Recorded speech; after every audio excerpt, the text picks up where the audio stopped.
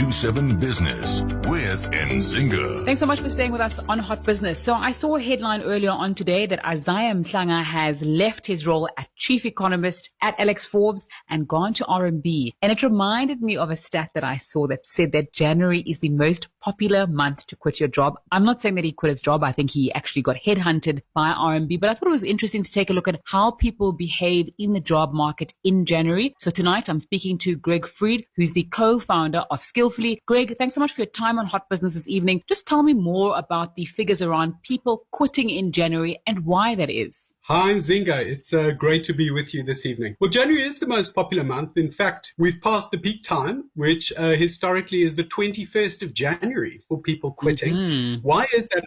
I think that you can imagine. I mean, how do you feel when you come back from leave in early January, right? You're ready for a fresh start. You feel relaxed. You've reflected. You want to take a leap into a new role if you're not happy with the current one. And I guess what we say is, look before you leap, because as in so many areas, your imaginary job is just always better. You know, it's kind of because it's worth kind of thinking twice before quitting. You know, it's useful to ask why people quit. And actually, there's some stats on this, and it turns out head and shoulders, the two big reasons for quitting are firstly low pay. Okay, no great surprise, you feel you're underpaid. But the second one is people feel that they lack opportunities for advancement in their careers. And in fact, you know, McKinsey has cited some research here which says about 19 people out of 20 say they would stay longer at their firm if it invested meaningfully in their career development. Yeah, what does that mean? Yeah. It's a great point. What does it mean? Because investing meaningfully in career development, a lot of the time it means upskilling. It means learning something new, which can be rewarding in itself and can boost your career. But here's a strange thing, Nzinga. It's that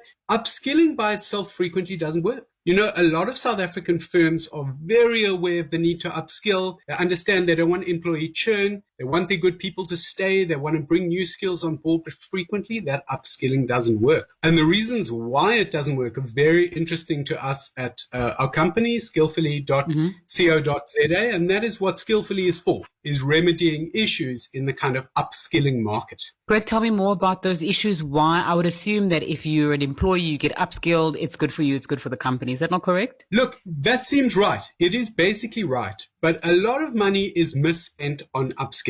And there are kind of a number of factors that people could take into account, but don't always. So, you know, we have kind of one piece of advice about effective upskilling, which is simply make your own choices. You know, your learning journey should start with you in your professional career. So, you know, a lot of the time, human resources makes a decision of what courses to take for a large group, you know, without the input from those individuals. But you know yourself best, you know your circumstances best, and you're likely to have that special insight into the kind of training and learning that is going to work for you. And if you're going to spend so much time and effort in learning, you want to be part of the choice. Nzinga, I'm actually, as I listen to myself, I actually feel like I'm giving advice on online dating rather than upskilling.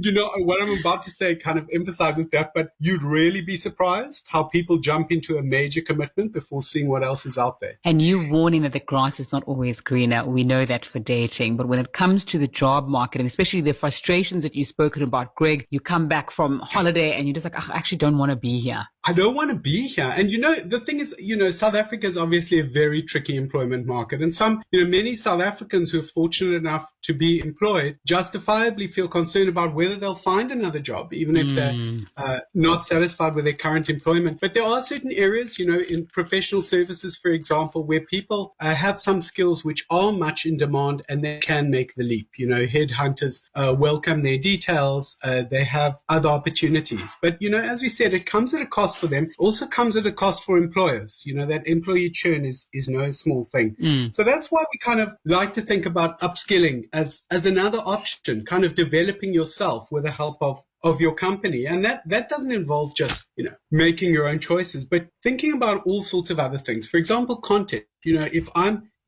interested in a technical course, or maybe a human skills course, a course on management or leadership, working with a coach, for example, it's really important to know what is out there in terms of content. You know, there's actually a huge terrain there. There's some fantastic South African trainers, but I have to know who they are and I have to compare what they offer. I Okay. also should know what works for me in terms of delivery. Is it online? Is it face to face? Do I need a short course? Do I need a long course? And so on. So there's really a lot to think about.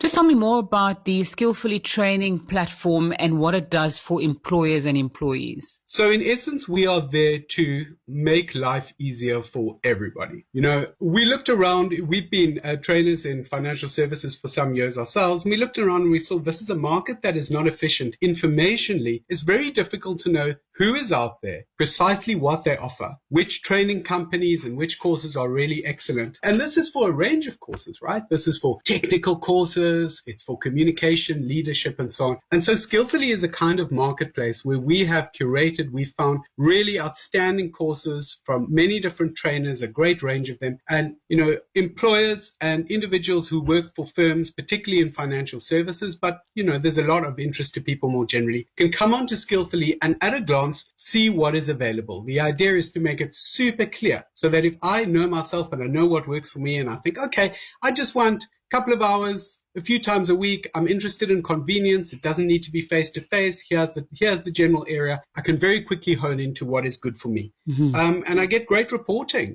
Once you're on the platform, you can see what you've done, where you're going, what interest you've expressed. And that's very helpful because it's a learning journey the way we see it. One of the problems with corporate training frequently is it's a bit of a scattershot approach. I do one course from one trainer here and another from another there, and it doesn't amount to something coherent. But what we're after is somebody who gradually sets up a learning journey that makes sense over the years so that they and the firm they're working for can see how they are developing step by step. Greg Freed, the co-founder of Skillfully, just joining us there to talk about how people quit a lot in January, how to think about whether you should be quitting or whether you should be upskilling, whether you're an employee or an employer, and how their platform does it. Thanks so much for your time on Hot Business this evening. It is such a pleasure, Nzinga.